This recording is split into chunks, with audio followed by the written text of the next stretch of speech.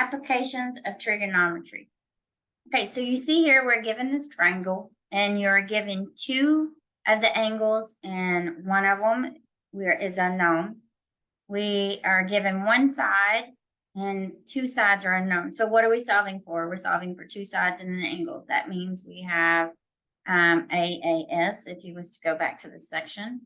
Also, I just want to do a quick reminder that, hey, this is alpha because it's across from A, C is across from gamma, B is across from beta. So that was just a quick reminder over this section. All right, so let's start solving for this. Well, since we have two angles, let's find the third one, because we know that alpha plus beta plus gamma equals 180 degrees. Well, we know what alpha is. It's 73 degrees. We know what beta is. It's 74 degrees. We're going to add it to gamma. It gives me 180 degrees. Well, we don't know what gamma is, so let's say 73 plus 74 gives me 147 degrees. And now I'm going to subtract 147 degrees from both sides so I can have it equal to gamma, and I will know what gamma is. And that gives me gamma is 33 degrees. So I got that, 33 degrees. Now that I've done that, I can use some rules. So let's use the sine rule. The sine rule tells us that I can say B over my sine of beta is equal to what we know, what's given to us, which is A over my sine of alpha. We know those, right? So let's solve for B. And if you notice, it's usually written this way. I just flipped it all because I know I'm going to solve for B, and I know I'm going to eventually have to flip it. So I just saved myself an extra step. If you want to use this other method, you can. Just know that you have that final step in the end you're going to have to do. I'm going to cross multiply the sine equals, or sine beta across the equal sign so that I can undo my fraction. So now I got B is equal to A sine beta all over sine alpha. And let's plug in what we know. I know A is 12.8 sine, and my beta is 74 degrees divided by my sine, and alpha is 73 degrees. Let's solve for this. Round to the nearest tenths, but be careful, okay? And make sure you're in degrees mode in your calculator. So I got 12.8 sine 74.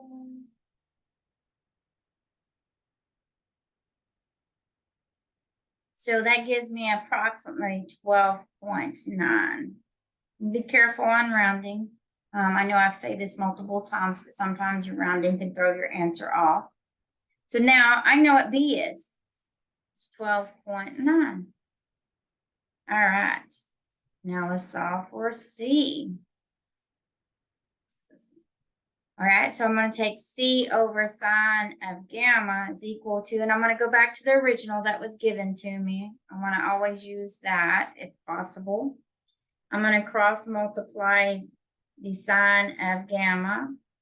Now I got C is equal to A sine of gamma divided by sine of alpha. I'm going to plug in what I know. Okay, I know that A is 12.8, gamma is 33, and alpha is 73. So let's finish this out.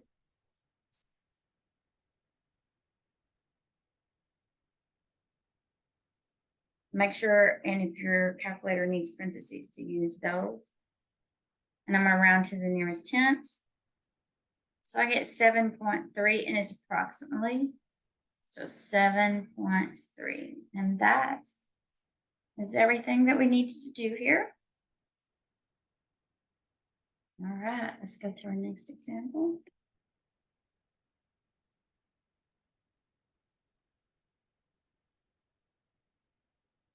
Okay, so this next one says the angle of a value elevation to the top of a tower, point A, on the ground is 11.9 degrees.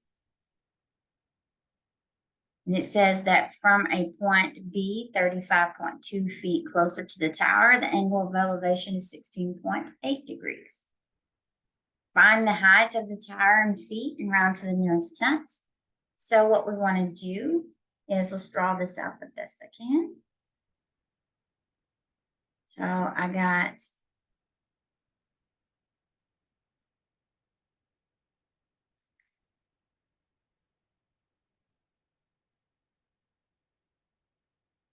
all right. So we are solving for the height here. All right, we're solving for this here. And call it y. Now let's plug in what I know. I know, oh, let's finish this out. Let's call this capital A, this B, this little a, this is beta, and this is gamma. All right, now let's plug in. I know that we have 11.9 degrees. It said that it was point A on the ground. So that's going to be right here. Okay. It says it's 35.2 feet closer to B. So right here we go. And we have this other elevation, elevation. This is a 16.8 degrees. Let's get into this right here. Okay, so now that we know that, I want to find beta. So let's take beta, and we got 180 degrees, and I want to subtract. Because look, I'm looking for this. So take my 180 degrees, subtract that 16.8 degrees. So that gives me 163.2 degrees. So I got my beta. Now the sum of the angles of the triangle is 180 degrees. So what I'm going to do is I'm going to take the 180 degrees. Let me rewrite this a little neater. And I'm going to plug in the 11.9 degrees. I'm going to add it to this here, 163.2 degrees. And I'm going to look for gamma, so plus gamma. So far what we did, let me clean this up. Now we took this here, those angles, right? And the 180. So we acknowledge that.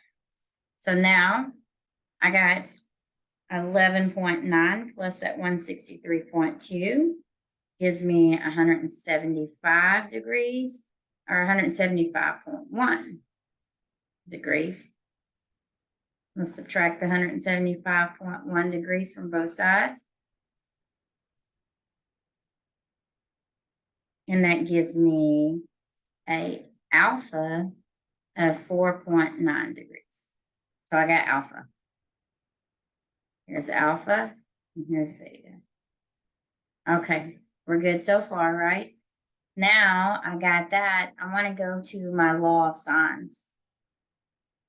So I'm going to go to the law of sines. I'm going to take A over sine of my alpha, set it equal to my 35.2, right? Set it equal to that over my sine of my gamma. So what does that tell me? That told me this would have been called C.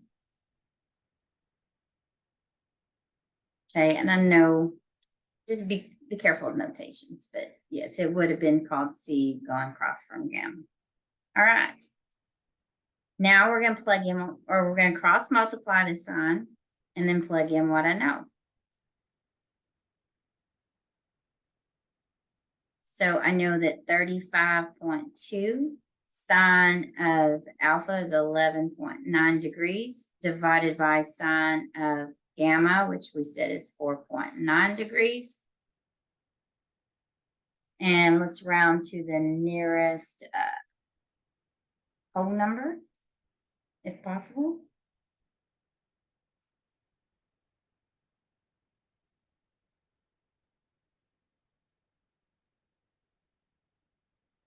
Oh, don't forget your parentheses. My calculator requires a parentheses.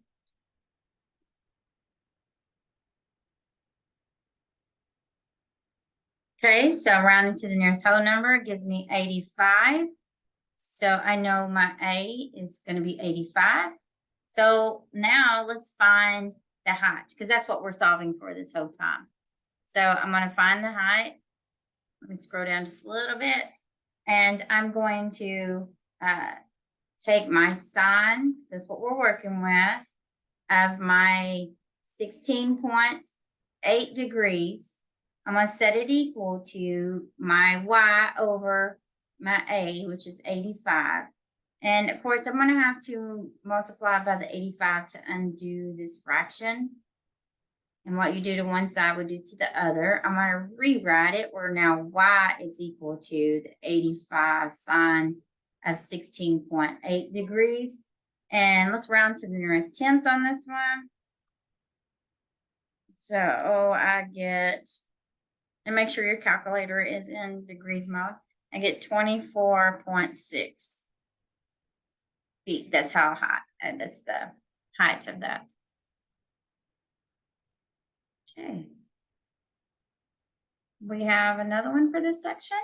It says the height of a helicopter flies from the airport on a course with bearing 16 degrees. After flying for 95 miles, the helicopter flies due east for some time. The helicopter flies back to the airport with a bearing of 115 degrees. How far did the helicopter fly on the final leg of its journey? All right. So you could set this up, draw your triangle, draw the helicopter flying. You could do that. It might make it a lot easier for you. We noticed that we have helicopter flies on a bearing of 16 degrees.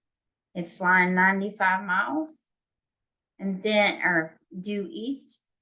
And then for some time, the helicopter flies back to the airport. So it's flying back at 115 degrees. So we want to know how far did it fly. So what I'm going to do is I'm going to say I'm solving for beta. I'm going to call that angle beta and call it what you want. Just be careful with the notation.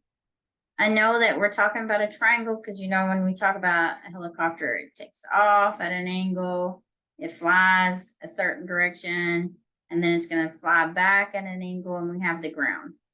So we have a lot going on. Of course, my drawing is going to be terrible on that one, so I didn't want to draw. So I have 180 degrees, and I'm going to subtract that from that 115 degrees coming back, right? And that gives me a total of 65 degrees. Now I'm going to say, okay, well then let's call this other angle gamma. And I'm going to take that 16 degrees bearing here. I'm going to add it to this 65 degrees. And that gives me, oh, and set it equal, or subtract. Kind of went a little ahead. Okay. I'm going to add it. Set it equal to 180 degrees. Okay. So then I want to take that 16 plus that 65, gives me 81 degrees. And I'm going to subtract it from both sides. So now I got gamma is equal to 180 minus 81, gives me 99 degrees. Okay, so now I said beta is 65 degrees. And what I did is I took the whole triangle was 180 degrees minus this bearing coming back. And then I said I'm going to let gamma equal an angle. And what I did is I took the bearing, the angle going on the bearing of it, and added it to what I found for beta and set it equal to the whole triangle and solved. So now this is what I got for gamma. Okay, so now I'm going to use the law of sines to solve this. I'm going to say sine of A is over sine of alpha I'm going to set it equal to my B, or my, sorry, my C. Gotta make my mind up. It'd probably be better to draw this out, my C. Just be careful on the notation. Okay. If I'm using gamma, I knew to use C because that's what we've done in the past. If I'm using alpha, I'm using A. It's my notation. And my apologies, I put sign up here. I didn't mean to do that. I just meant A there. All right. So what am I calling A? Well, I don't know. I'm looking for A. What am I calling alpha? I'm calling the first bearing. The airplane, the helicopter is flying from the airport. That's going to be my first bearing. So I just called it alpha. And then I'm going to set that equal to C. Well, C is the miles that the plane, after flying 95 miles, due east, sometime it's coming back. So I said, well, let's let that be C, because if I drew the helicopter going one direction at 16 degrees, and then after flying 95 miles, they're going to come back at another angle. So I'm going to divide that by my 99 degrees here. Okay, so now let's solve by cross multiplying this.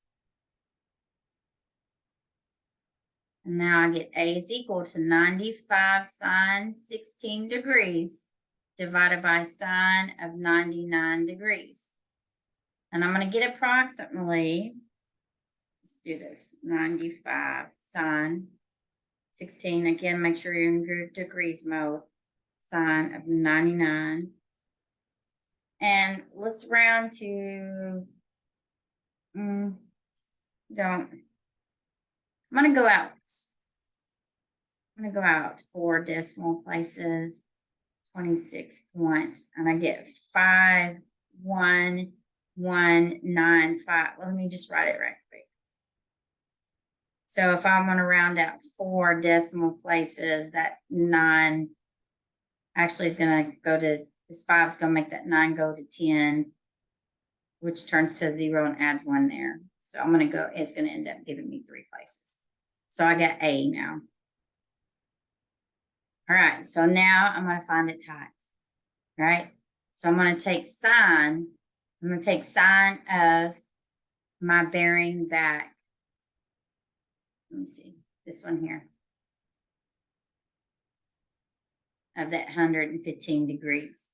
I'm going to say it's equal to my height, which I don't know what it is, all divided by the A here that I just found. Okay, let's finish this up.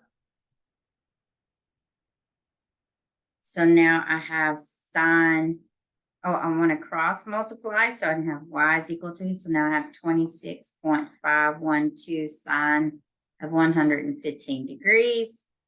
Let's round to the nearest whole number. Again, just make sure and read the directions on the assignment. And I get 24 feet. Okay, let's solve our next one.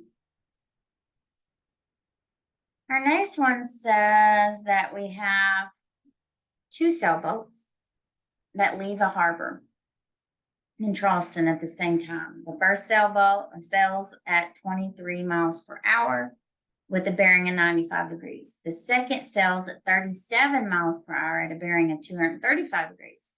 If both boats maintain speed and heading after 3 hours, how far apart are the boats?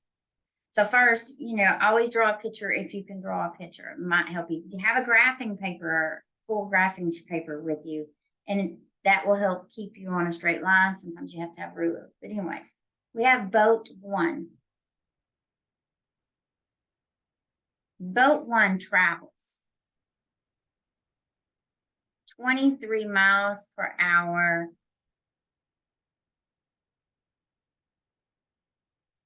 times 3 hours. That gives me 69 miles.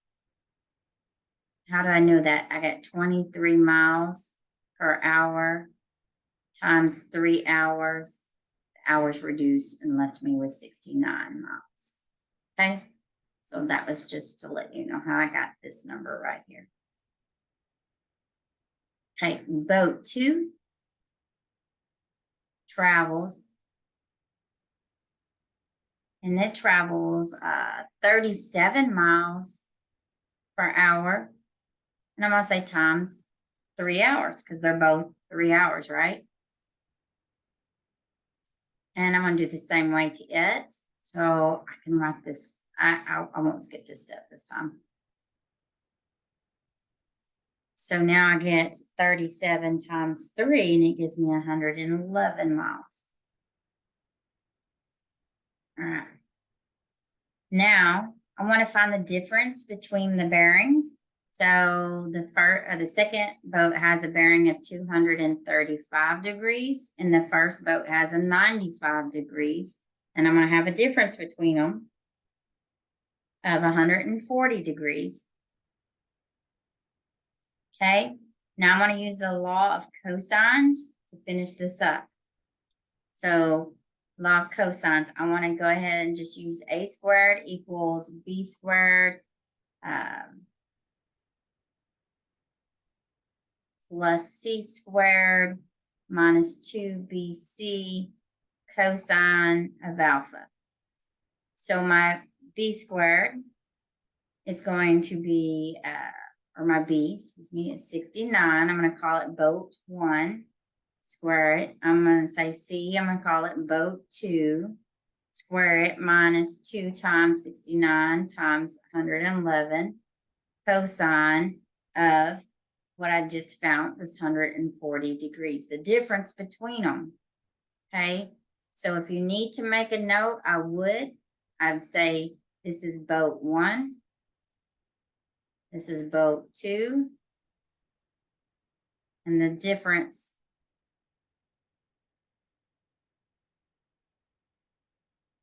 between the bearings between boat 1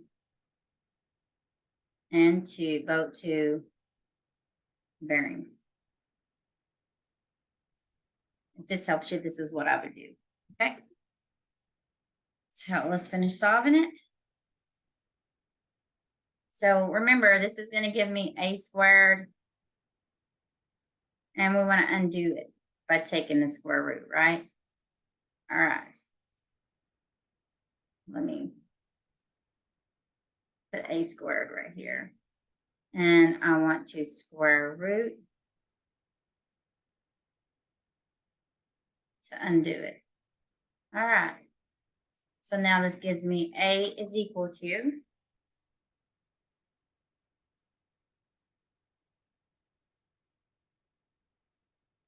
and if you chop it all in at once, definitely use parentheses. Make sure you're in the degrees mode. And I'm going to round to the nearest tenths. So I get approximately 169.8 miles. And this answers my question. Okay. Let's see, do we have another one for this section? We do, right here. All right, this one here says solve the triangle with the given information. We have side A, 9.4, side C, 1.9, angle of 22.3 degrees.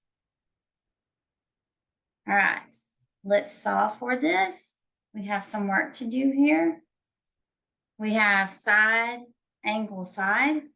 So when you go back to that rule, you know how that plays out and stuff. You understand more of the rules that we're going to apply here. But the first thing I want to do is use the cosine, the law of cosines, because what I know, I got two sides and I got an angle. And if you notice in the law of cosines, if we solve for A, we know we use the angle alpha, We saw for B, we use the angle beta. We saw for C, we use the angle gamma. The angle that was given to us is beta, and we wasn't given B. So we're going to use the cosine law of B squared is equal to A squared plus C squared minus 2 times AC cosine of beta. So let's do that. When I use this one, I get B squared is equal to A squared plus C squared minus 2 times A times C cosine of beta. Let's plug in what we know. A is 9.4, C is 1.9. There we go. And then beta is 22.3 degrees. I'm going to type it all in my calculator. But before I do that, well, go ahead. Let's go ahead and type it all in our calculator. Why not? We get 9.4 squared plus 1.9 squared minus, now I'm going to use parentheses here, 2 times that 9.4 times 1.9. So that was all in parentheses, the multiplication part. And then I got cosine, and then we use parentheses here. So I got B squared is equal to 58.921508886 is what I got. My calculator might have rounded a little earlier than yours. So I'm going to take the square root of both sides so I know what B is. So let's take the square root of that. And let's round to the nearest tenth. So I get 7.7. So now I know what B is. So I know what the third side is. So I'm going to use the law of sines so I can find another angle, right? So I know what C is, and we could solve for A, or we can solve for alpha that goes with A or gamma that goes with C. I'm going to just offer gamma right now. So I know I got sine of gamma over C is equal to my sine of beta, which was given to us, over my side B, which we just found. I'm going to cross multiply this C to both sides so that way I can get my sine of gamma out. And when I do that, now I'm going to take the inverse of sine so I can get gamma. So now I got gamma is equal to sine inverse C sine beta over B. And let's plug in what we know. Well, C is 1.9. Sine of beta is 22.3 degrees divided by B, which we just got was 7.7. And I'm going to round to the nearest tenth on this one. So sine inverse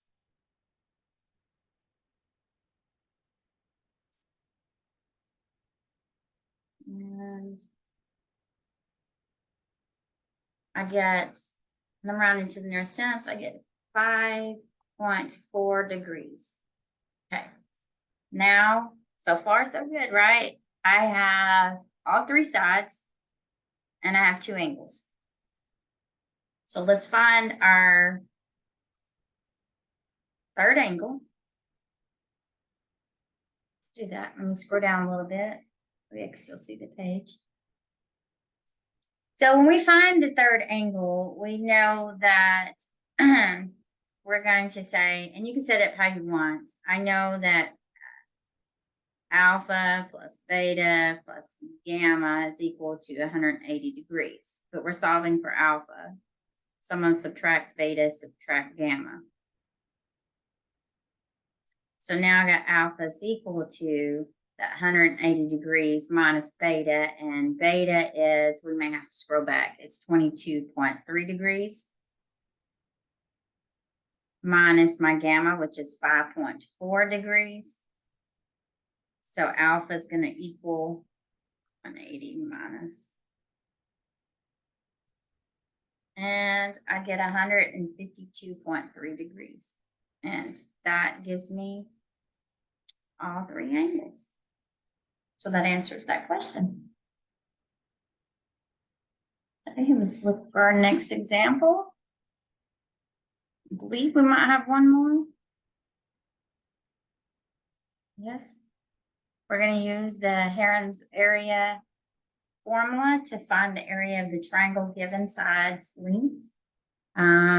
So we're given 3 sides, A, B, and C. Let's write down the formula right quick. So we know the area for this is going to be S, is capital S, times capital S minus A, times capital S minus B, times capital S minus C. But if we don't know what S is to solve for it, we know S is equal to A plus B plus C divided by 2. So we're going to have to find S first because we know A, B, and C, we just don't know S. So I got 4.8 plus 8.9 plus 11.1 divided by 2.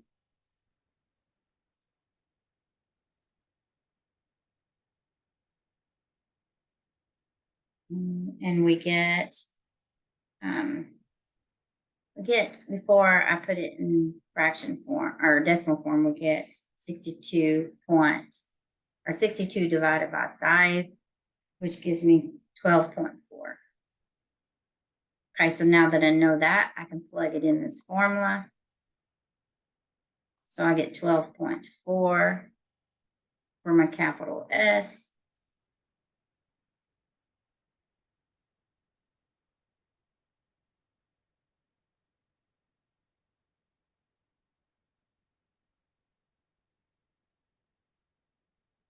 Okay, and let's round to our nearest tenths when we get to that point. So I'm going to do this in steps just so you can check your work.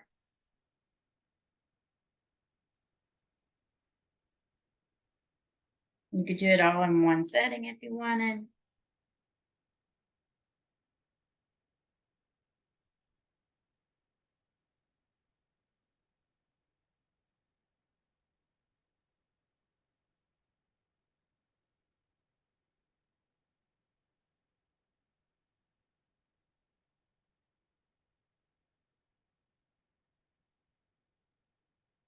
Again, I want to do it in steps just in case somebody gets something wrong. You can see where maybe your answer came out different and you can fix it.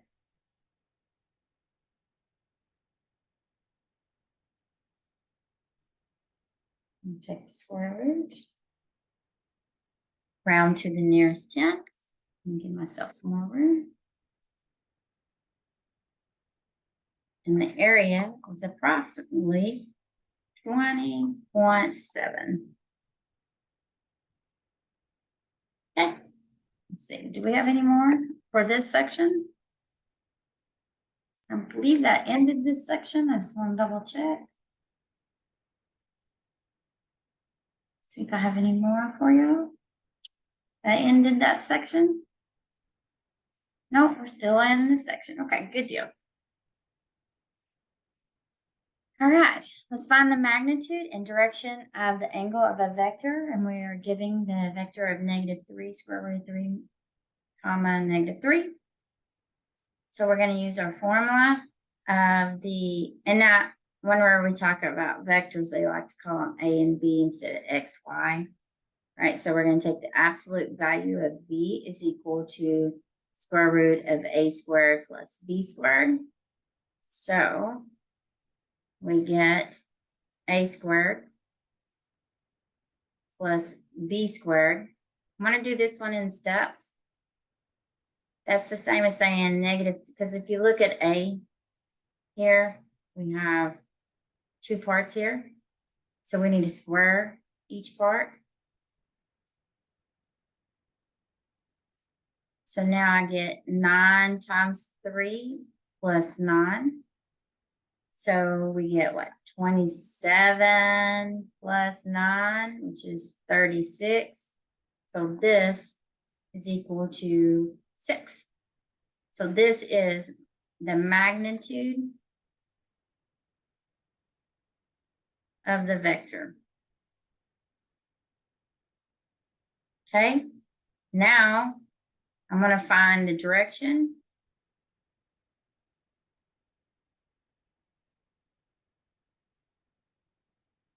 Angle.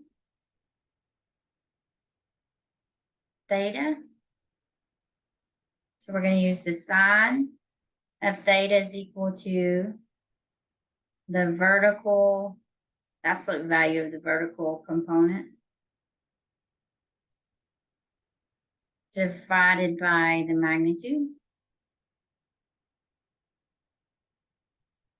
Okay, so the vertical component is my y because it runs straight up and down, right? And then we got our magnitude, which is equal to negative 3/6, which gives me reduced form a negative half. All right, so now I'm going to take the inverse of sine at that negative half, which approximately gives me an absolute value of a negative 30 degrees, which is 30 degrees. Okay, we're almost done. So since the vector lies on the third quadrant, okay, so this vector that was given to us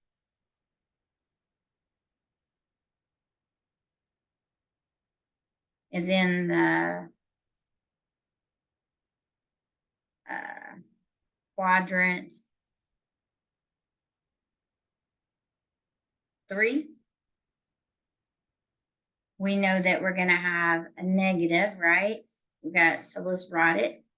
We're going to have theta is equal to 180 degrees plus that sine inverse of that negative half, which is equal to the 180 degrees, which we solved this right above us. I'm just giving you a little bit more notation. Absolute value of that negative 30 degrees, which is equal to 180 degrees plus that 30 degrees, which gives us 210 degrees. Makes sense. 210 degrees does fall in the third quadrant, so we did it right. Check. That would be my answer. And I believe that ends this section.